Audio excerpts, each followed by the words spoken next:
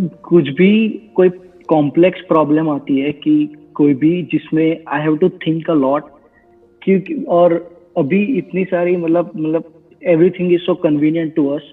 मुझे लगता है कि जो मेरी थॉट प्रोसेस है लाइक क्रिटिकल थिंकिंग की, वो एकदम से रुक गई है जस्ट बिकॉज मुझे सब कुछ अभी मतलब रेडी मिल जाता है। तो कोई भी क्रिटिकल चीज आती है तो मैं उसको सॉल्व नहीं कर पाता।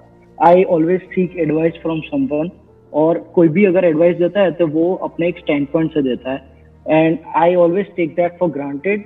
और मैं आई लाइक क्रिटिकली मतलब सोच नहीं पाता कि इस प्रॉब्लम को मैं पर्सनल लेवल पे कैसे सॉल्व कर सकता हूँ। ऑलवेज सीक फॉर समवन कि वो मुझे एडवाइस देंगे और then I will work on it. The problem that you are talking about कि भाई हम क्रिटिकली नहीं सोच पाते हैं या फिर किसी भी प्रॉब्लम की हम डेप्थ में नहीं जा पाते हैं, ये अकेले आपकी प्रॉब्लम नहीं है। जो आपकी जनरेशन है ना, ये मतलब you must be around 22, 23 if I am not wrong, right? 21, right. हाँ, तो ये जो एज ग्रुप है ना, ये जो 20-22 साल की एज ग्रुप है, इस एज ग्रुप में बहुत लोगों को ये प्रॉब्लम आ रही है कि मतलब माइंड एक जगह पे टिकता ही नहीं है। इनफैक्ट इसी को आप थोड़ा सा और आगे बढ़ाओ तो इसका प्रॉब्लम का एक नाम भी है जो कि ऑफिशियली मेडिकल टर्म्स में जिसको ADHD बोलते हैं, कि बेसिकली हमारा जो माइंड है वो हाइपर एक्टिविटी मोड में रहता है, कि मतलब माइंड में हमेशा कुछ ना कुछ घूमता ही रहता है। और अगर हमको अपने माइंड को एक जगह पे टिकाना हो, लगाना हो, तो वो हो नहीं पाता है। ऐसा ही है ना प्रॉब्लम, कि हमारा जो अटेंशन स्पैन है वो बहुत ही कम हो गया है। और अगर कोई मोबाइल पे कुछ ऐसा चल रहा है जो आपकी अटेंशन को ग्रैब कर ले, तब तो कोई दिक्कत नहीं है, that is like more of a passive approach. But अगर एक्टिवली आपको कहीं किसी प्रॉब्लम में दिमाग लगाना है और उस प्रॉब्लम की डेप्थ में जाना है और आउट ऑफ द बॉक्स सोचना है, तो वहां पे इश्यूज आने लग जाते हैं, क्योंकि वहां पे बेसिकली हमारी ऐसी आदत नहीं है, हमारी ऐसी हैबिट नहीं है। तो अब बात आती है कि इसका सोल्यूशन क्या है। आप क्या करो, अपने आप को किसी चैलेंजिंग एनवायरनमेंट में डाल दो जहां पर कि आपके पास में कोई ऑप्शन ना हो, बट आपको हर कदम पे दिमाग लगाना ही पड़े। For example, you can go on a track. आप जैसे अभी कनाडा में हो, राइट? तो वहां पे आसपास में कुछ ऐसी माउंटेन्स होंगी, कुछ ऐसे रीजन्स होंगे, कुछ वैलीज होंगी जहां पर के ट्रैक्स होंगे। तो आप ट्रैकिंग के लिए जा सकते हो। उससे क्या होगा कि you can't afford to be passive there, क्योंकि अगर आपने गलती करी तो पैर फिसल जाएगा, गिर जाओगे, लग जाएगी। हर कदम पे आपको अलर्ट रहना होगा। तो इससे क्या है, आपकी प्रैक्टिस होगी इस मूवमेंट में पूरी तरह से रहने की। वो जो आप प्रॉब्लम जो आप बता रहे हो ना, उस प्रॉब्लम की जड़ क्या है कि हमारा जो माइंड है वो इस मूवमेंट में नहीं रहता है, वो पास्ट में और फ्यूचर में भागता रहता है। अगर कुछ हमको ऐसा मिल जाए जो कि हमारी अटेंशन को ग्रैब कर ले, तब तो दिक्कत ही नहीं है, that is more like passive. But actively हम अपने माइंड को यूज नहीं कर पाते हैं कि एक जगह पे टिका करके रख पाए कई घंटों तक या कई दिनों तक एक प्रॉब्लम के साथ में ठहर पाए। तभी तो उसकी डेप्थ में जाएंगे, तभी तो हम क्रिटिकली सोचेंगे, तभी तो उसके अंदर से हम सोल्यूशन निकालेंगे। सो आप क्या कर सकते हो, इस तरह की कुछ चैलेंजिंग चीजों में आप इन्वॉल्व हो सकते हो। जैसे कि एक मैंने आपको बताया trekking, another could be sports.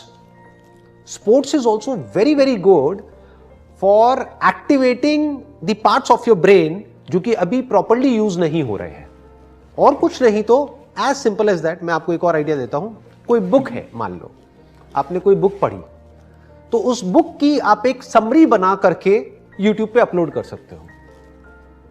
अब आपका सवाल होगा कि इससे क्या फायदा होगा, कौन देखेगा, कौन नहीं देखेगा। That is not important. Important is कि आप एटलीस्ट कुछ एक्टिवली कर रहे हो। वो यूट्यूब चैनल ग्रो होगा या नहीं होगा, आई डोंट नो, वो किसी को नहीं पता।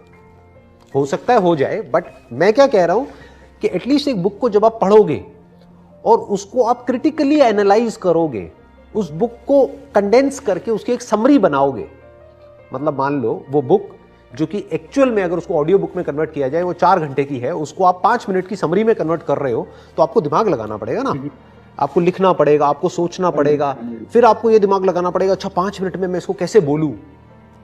तो एक पूरा का पूरा एक कॉम्प्रिहेंसिव एक एक्शन प्लान बन रहा है। तो जब आप इस तरह से कुछ चीजें करोगे, और हो सकता है वो करने में आपको मजा आने लग जाए।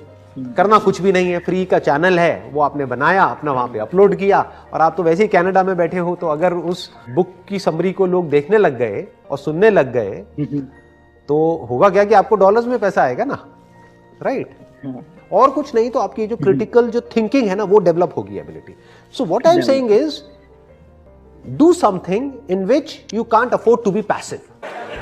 हमारे अंदर से ही एनर्जी निकलती चली जाए और उसके रुकने का कोई तरीका ना हो। जैसे एक है, अगर मैं एग्जांपल से बताऊं, ये लाइट्स हैं यहाँ पर, इन सबके स्विच है, स्विच किसी ने ऑन कर दिया, ऑफ कर दिया, ये स्विच किसके हाथ में है? दुनिया के हाथ में है।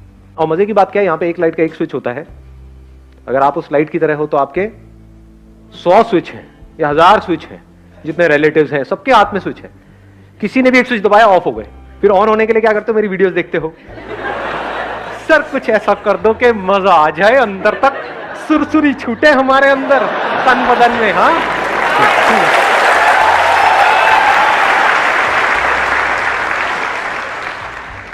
ये सब टेम्परेरी सॉल्यूशन है, इसका कोई फायदा नहीं है। रियल सॉल्यूशन क्या है कि बिल्कुल रिलैक्स होकर के आराम से ठंडे दिमाग से विद पेशेंस समझने की कोशिश करो कि वो सोर्स ऑफ एनर्जी क्या है। एक बात तो पक्की है, कहीं बाहर नहीं है, क्योंकि मैं किसके वीडियो देखूंगा? आपके पास तो फिर भी मैं हूं, मैं किसके देखूं? मेरे से बेटर कौन है?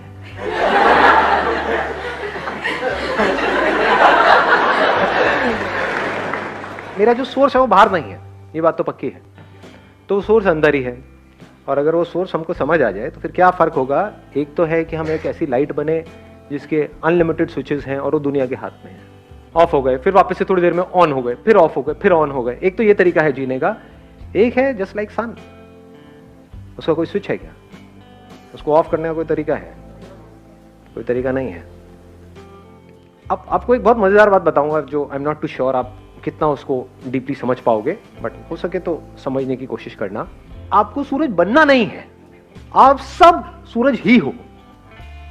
मतलब आप में, मुझ में और दुनिया के किसी भी इंसान में कोई फर्क नहीं है, रत्ती भर भी। और ये आप मेरी आंखों में देख सकते हो कि मैं सच बोल रहा हूं या is it just a pep talk?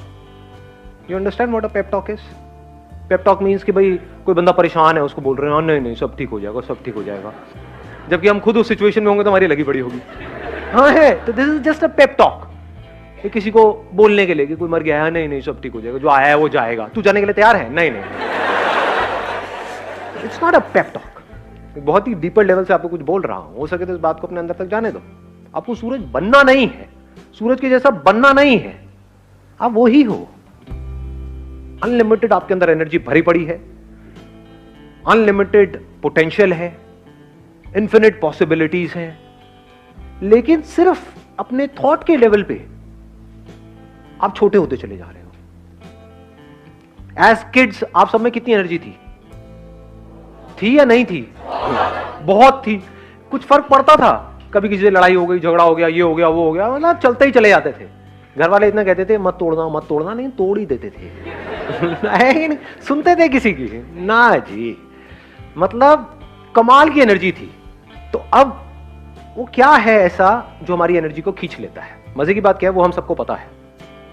जो दुखी है, डिप्रेस्ड है, एंशियस है, परेशान है, उसमें एनर्जी की कमी है। एनर्जी है भी तो नेगेटिव एनर्जी है, लड़ने मरने को तो तैयार है, बट उसको बोला जाए कोई कंस्ट्रक्टिव कहां है? नहीं नहीं नहीं। तो ये पॉजिटिव कंस्ट्रक्टिव एनर्जी हमारे अंदर से कहां से आती है? क्रिएटिव एनर्जी हमारे अंदर कहां से आती है?